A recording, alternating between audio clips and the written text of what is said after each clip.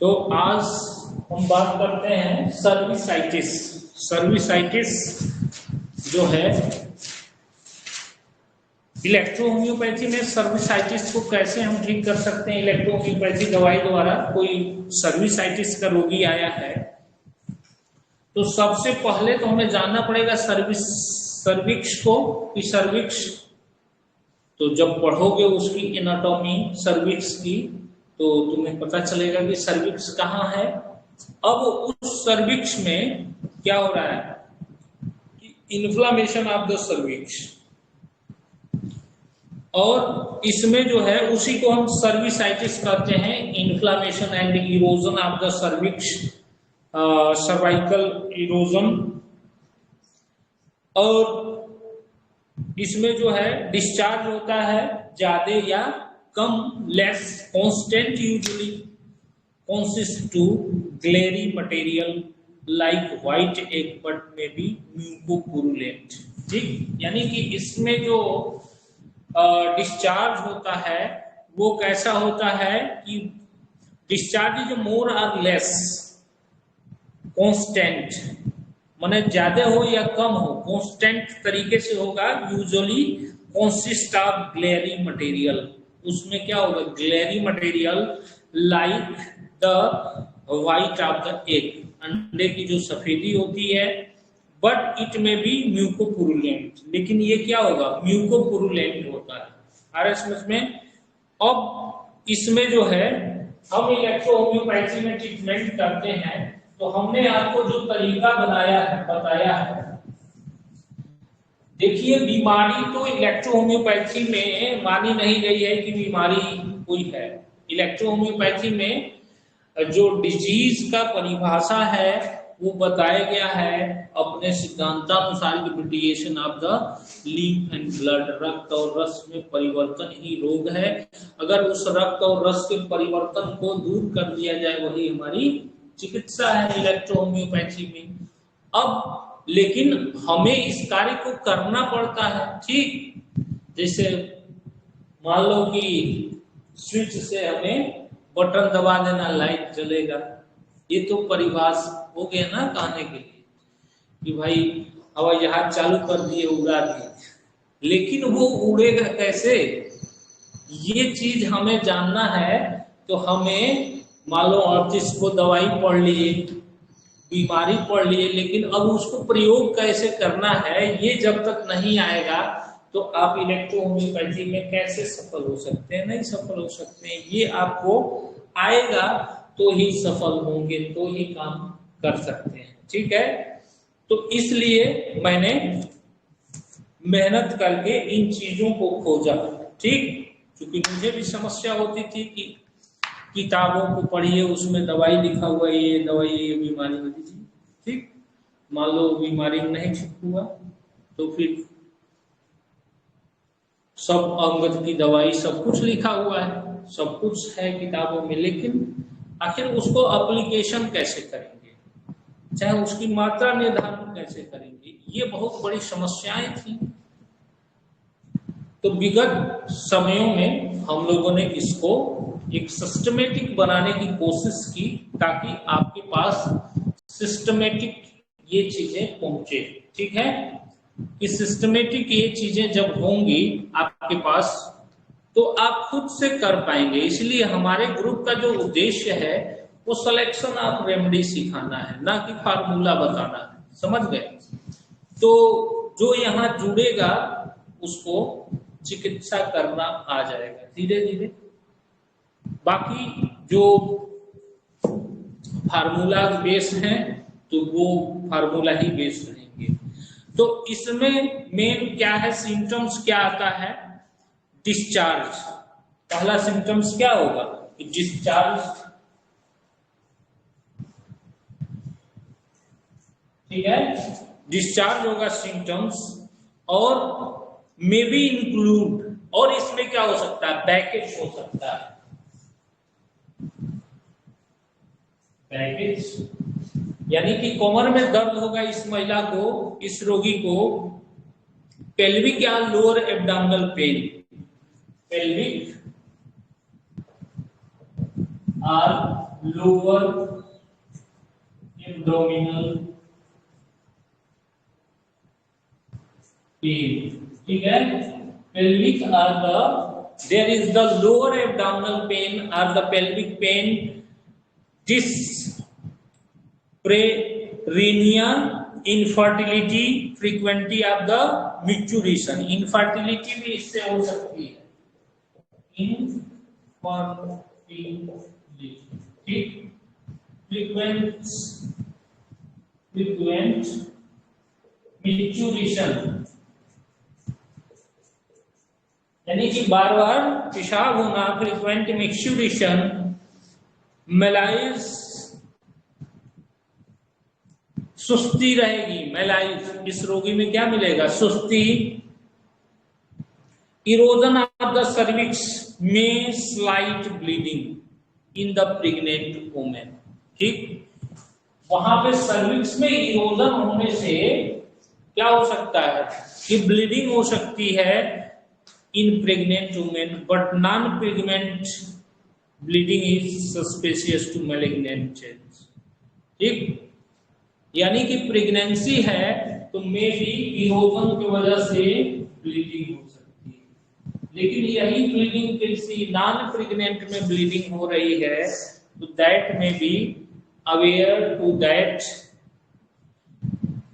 कि malignant disease में भी chances there the malignant disease. तो मैंने आपको क्या बताया कि इसमें जो है खास करके आपको इतने सारे सिम्टम्स मैंने बताए कि ये सारे सिम्टम्स मरीज में दिखेंगे। अब इलेक्ट्रोहोम्योपैथी में चिकित्सा करना है तो क्या करना है, सिम्टम्स तो कोई मरीज लेके आएगा तो हमें क्या करना है, अंगों को खोजना है, ठीक, डायग्नोस करना है, अंग खोजना है, और अंग में हुआ क्या है, तो ये क्या है, सर्विक्स, ठीक, सर्विक्स है, और यहां क्या हुआ है, इन्फ्लामेशन एंड इरोजन। देखो दवाई तुम्हारी जो सेलेक्ट होती है वो सेल और टिश्यू की क्या कंडीशन है होगा, आ रहा है समझ में, कि there is a functional disorder, there is a structural disorder, or what is the situation of these organs, the pathological situation, there is the inflammation, there is the separation, or what happening there, because the dose of the medicine or the dilution of the medicine is depend upon the condition of the patient, यानी कि ये निर्भर किस पे होता है कि condition of the patient, यानी कि मरीज की सिचुएशन क्या है, ठीक, इसलिए अंग में हो क्या रहा है ये सिचुएशन आपको जानना पड़ेगा, आ रहा है समझ में। अब इसको कारण क्या क्या है, इटियोलॉजी, यानी कि रोग ठीक अगर करना है कोई भी रोगी, तो रोगी आपके पास क्या लेके आता है, लक्षण लेके आएगा, तो लक्षण ये क्यों आएगा कि किसी अंग में गड़बड़ी हुई है, यानी कि अंग में गड़बड़ी हुई है, अब वो अंग में गड़बड़ी के पीछे कोई ना कोई कारण है, तो ये तीन चीज जब आप पकड़ लेंगे तो रोगी को ठीक कर लेंगे। तो इसमें कारण क्या हो सकते हैं कि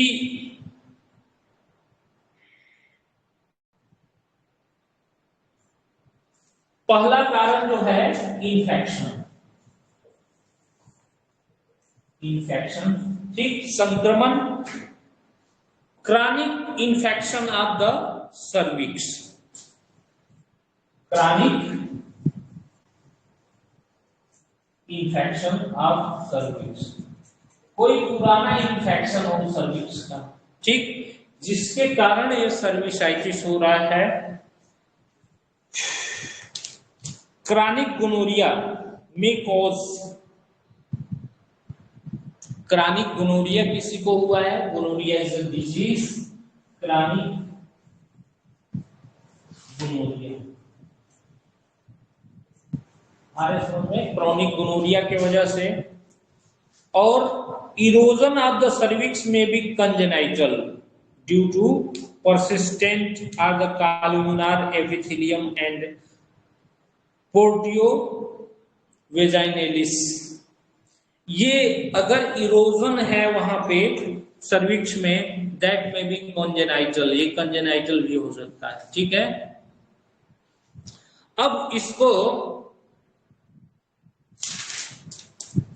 डायग्नोस कैसे करेंगे?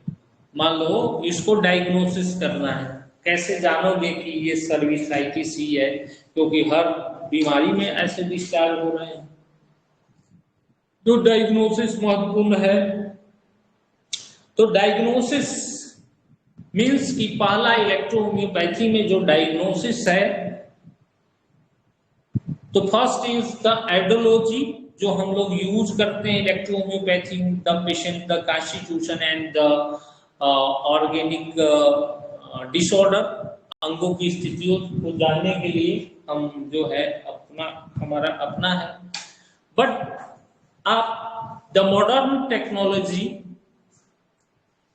The blood test and the many type of the radiological test and the physical examination, that is the important role, कि जो मरीज को हम फिजिकली देखते हैं, to diagnose the patient the physically, यानी कि हम फिजिकली जो पेशेंट को देखते हैं, तो इसमें जो है diagnosis depend upon the feeling is the rage velatory area of the vaginal portion of the cervix examination. Speculum reveals the raised the bright red area as the external os. अगर हम उसको एग्जामिनेशन करेंगे speculum से, तो अंदर क्या दिखेगा? Raise the bright red area, bright माने चमकीला, एकदम लाल areas the around the external os, यानी जो एक्सटर्नल ऑस होता है उसका पूरा फिगर बना लेना, देख लेना, इंटरनल ऑस, एक्सटर्नल ऑस, सर्विक्स, ठीक। तो एक्सटर्नल जो ऑस है, अगर वो ब्राइट रेड एकदम दिख रहा है, एकदम चमकीला है, ब्राइट रेड है, तो रिटेंशन द सिस्ट में be seen and usually around the aged, कभी कभी वहां सिस्ट भी दिखता है, और सर्वाइकल पॉलिप, कभी कभी पॉलिप बन जाता है वहां पे, सर्वाइकल पॉलिप भी बनता है पेशेंट को, एक सिस्ट टाइप, पॉलिपी टाइप संरचना भी बन जाती है वहां पे। तो इंक्लूड ये, उसमें भी seen the laceration, erosion, it, तो lips of the torn cervix exposing the cervical canal, cancer of the cervix. तो कैंसर में appear in young patient, cancer is the hard touch to febrile, यानी कि अगर cancer, चूंकि एक ही अंग में बहुत सारी बीमारियां हैं, तो there is the inflammation here, the cervix, the cancer, polyp of the cervix, so many cases होने की संभावना है। सिम्टम्स जो है कुछ ना कुछ ऐसा ही वो भी देगा, ठीक। बट वी नीड, हमें क्या जरूरत है? नीड टू द डायग्नोसिस, ठीक। यानी कि हमें क्या जरूरत है? To need the diagnosis of the patient, diagnose the patient. तो हमें वहां पे सर्विक्स का कैंसर, सर्विक्स का पॉलिप, तमाम सारे केसेस हैं जिसको हम देखते हैं, समझते हैं। तो हम उसको हिस्टोपैथोलॉजिकल डिटरमाइन करने के लिए क्या करते हैं? अगर कोई शक लग रहा है तो हिस्टोपैथोलॉजिकल जांच जो है हम करवाते हैं, हिस्टोपैथो जांच, examination through the biopsy, cervix well determined, diagnosis should be confirmed the doubtful case when the fixed uterus cachexia appear, the diagnosis the sample, मान लो कैंसर हो रहा है तो उसके शरीर में cachexia भी डेवलप होगी। तो so many symptoms if he sees the suffering from the cervix cancer, so many symptoms of the generalized symptoms seen in his body, but the simple cervicitis जो है वो सिंपली सर्विसाइटिस होगा। तो हम जब पेशेंट को डायग्नोस करते हैं तो सो मेनी एरिया, बहुत सारी चीजें सोचनी पड़ती है, ठीक। तो इसके लिए जरूरी अगर है तो हिस्टोपैथोलॉजिकल जांच होती है, और भी मैनुअल जांच होती है जिससे कि हम एक निश्चित डायग्नोसिस पे पहुंच सकते हैं। आ रहा है मेरी बात समझ में? तो ऐसे हम कर सकते हैं। अब इसका इलाज हमें करना है, समझ गए बात को, कि सर्विसाइटिस का ट्रीटमेंट हमें करना है पेशेंट का। तो हमने क्या बताया तुम्हें, एक्सटर्नल और इंटरनल, और क्या बताया तुमने, ऑर्गेनिक रेमेडी बताया। ठीक, अंग की दवाई है, फिर कारण की दवाई है, यही इलाज करना है। तो यहाँ पे एक्सटर्नल में देयर इज व्हाट हैपनिंग, तो इन्फ्लामेशन है, अरे समझ में। तो यहाँ पे इन्फ्लामेशन या तो C5A2G, अगर there is the bleeding here then G, समझ गए। It is the obligation or the drugs obligation, जिसको हम लगवा सकते हैं वहां पे C5A2 और G और B। अरे समझ में, सिम्टोमेटिक देयर, अगर उसको मान लो कि एब्डोमिनल पेन, फ्रीक्वेंट मिचुरेशन, ये सब उसी की वजह से हो रहा है, तो वहां पे हम इंटरनल रूप से W दे सकते हैं, ठीक है, W और G। अगर ब्लीडिंग है तो B, ये इंटरनल यूज किया जा सकता है, समझ गए बात को, ये इंटरनल यूज के लिए। अब इसमें आएंगे कि ऑर्गेनिक रेमेडी क्या दे सकते हैं। तो अंगों की दवाई हमारी हो सकती है आपकी S2, C2, A2, N1, ठीक है, C1 या C2, दोनों में से कोई एक यूज कर सकते हैं, ठीक।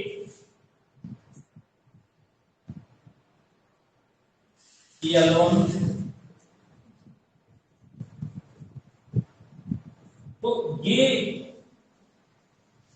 सर्विक्स में अगर सूजन है, अगर वहां पे मान लो इरोजन वगैरह है, घाव वगैरह बन गया है, ठीक, तो यहाँ पे हम C5,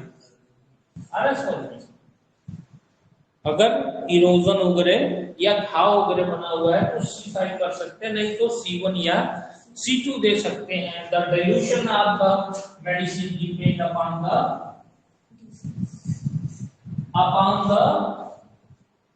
situation of the disease, यानी कि बीमारी की अवस्था क्या है इस पे निर्भर होती है। बाकी आप कॉन्स्टिट्यूशनल दवाई जो है आप दे सकते हैं, उसकी कॉन्स्टिट्यूशनल दवाई।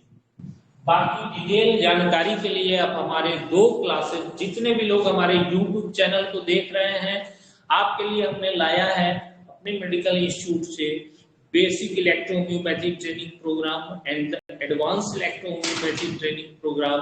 हमारा मकसद है आपको सिलेक्शन ऑफ द रेमेडी सिखाना, इलेक्ट्रोहोम्योपैथी में दवा का चयन कैसे कर सकें, डिल्यूशन का चयन कर सकें, और कैसे हम डोजोलॉजी दे सकें, जिससे कि जो इलेक्ट्रोहोम्योपैथी, हमारा नाम है पैथी का कि इलेक्ट्रो मीन्स तुरंत, जो इलेक्ट्रो लिया गया है सब वो तुरंत के लिए लिया गया है, तत्काल त्वरित गति से शरीर के रोगों को दूर कर दे, शरीर की होम्योस्टैटिस या रोगों को ठीक कर दे,